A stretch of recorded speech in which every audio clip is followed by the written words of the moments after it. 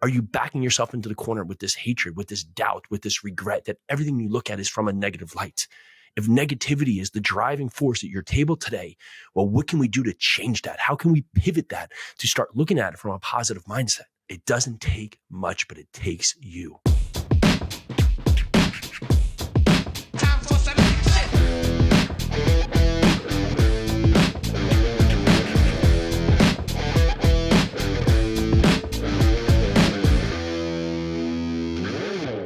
All right, let's go. If you are tired of not feeling fit, tired of not having to focus, tired of not having the financial resources that you deserve, this is your place to be. This is the Live 100 podcast.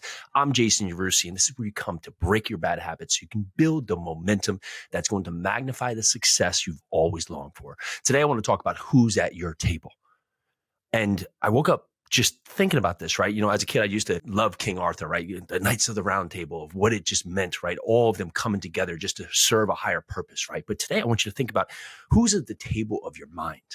Who sits at this table?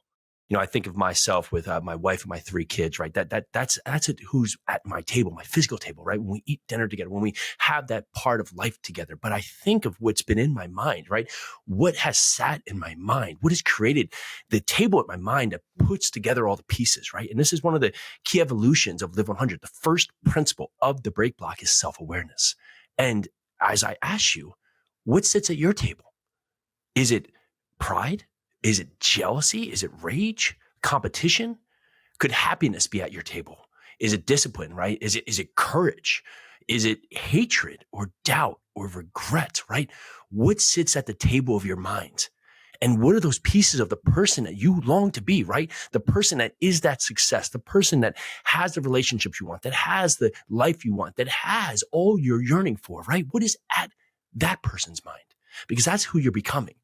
So if you sit there today and you have hatred, you have rage, right? That can serve a purpose, right? The rage to push yourself from where you are, from where you want to be. But if you're sitting there longing and regret, right? Wasting away in part of just looking at others and yearning for what they're having and just not settled in your mind, how are you ever going to become the person that you deserve to be?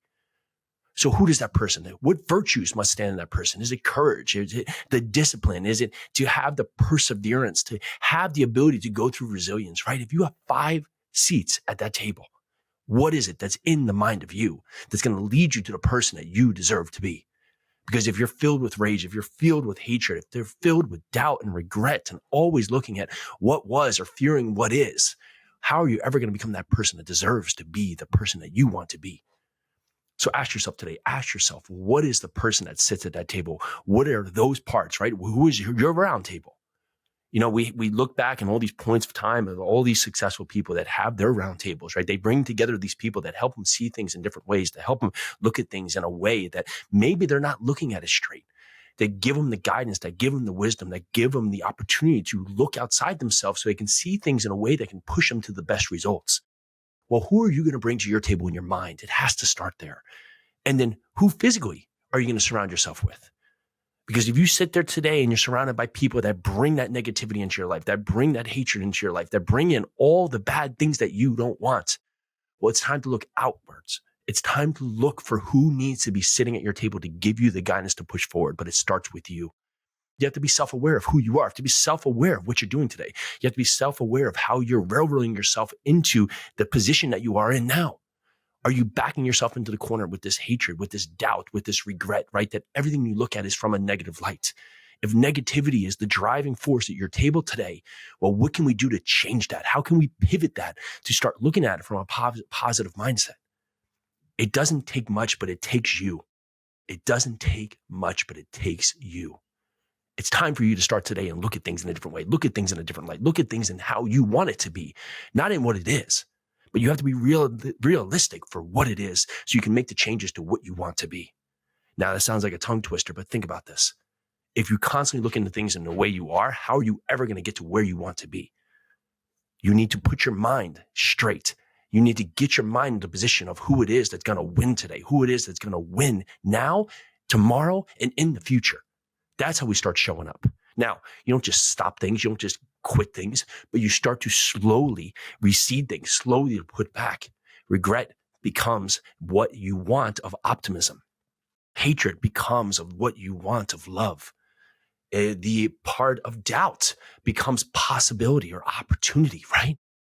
How do we start to position our mind and replace these people at these tables slowly, these thoughts, these minds? And how do we find others that have that kind of thought track in themselves? I was sitting with a group of men last night. We were just talking about, the things we face in our past, right? But how it's built us. And I look back at the struggles I faced, and it's made me very resourceful. I feel more resourceful than ever, that I always look at things now with how can I, and not just, oh, woe is me. But I was Eeyore for many years. Oh, woe is me. Oh, how am I ever going to do this? Oh, look at all the things that have happened to me, right? And what happened when I looked at things like that? More things happened that I didn't want. If you constantly are seeking the problem and constantly looking at the problem, more problems will show up. But if you are looking at the opportunity that comes from the problem that's been put in front of you, the problem that's been set down upon you for you to solve, right? Because God knows you can do it, right? You are put here with our highest calling, with our highest mind, but yet we retreat to be our weakest self, our ones who are lacking, right? We always look at ourselves in the lack and just not what is possible. Of all the things on this earth, right? We're the only ones with the logic in our mind to be able to go out there and rationalize and put in perspective of where we are and what we can do.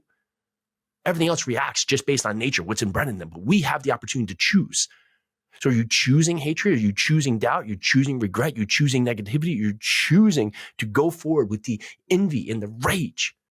Or are you looking at life in positive competition and opportunity and justice and kindness and love?